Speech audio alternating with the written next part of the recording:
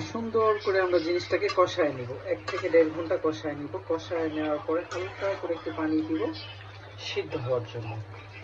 পুরোপুরি যখন সিদ্ধ হয়ে যাবে তখন হচ্ছে এটার মধ্যে আমরা কিছু ওই পাশে ডাল রান্না করছি, ডালটা সিদ্ধ করে নিয়ে সুন্দর করে মাংসের মধ্যে একবারে মিশে দিব, যেন সুন্দর মতো মাংসের সাথে কম্প্রোমাইজটা সুন্দর হয়। তারপরে আমরা এটা যখন হয়ে যাবে তখন ওয়াও কি সুন্দর লাল কালার আসতেছে, এত সুন্দর ফ্লেভার 2-3 মাইল থেকে শোনা যাচ্ছে। মধ্যে দিয়ে দিয়েছি তোমার উটের মাংস আর হচ্ছে বুট একসাথে দিয়ে দিয়েছি। আমরা কিছুক্ষণ এটাকে আর একটু রান্না করব। রান্না করার পরে যখন একদম সফটলি হয়ে যাবে, মাংস সিদ্ধ হয়ে গেছে, এখন শুধু ছোলা বুটটা একদম সিদ্ধ হয়ে গেছে, এখন শুধু একটু পানিটা কমে ফেলবো। আর তারপরে হচ্ছে এই যে রাখছি একদম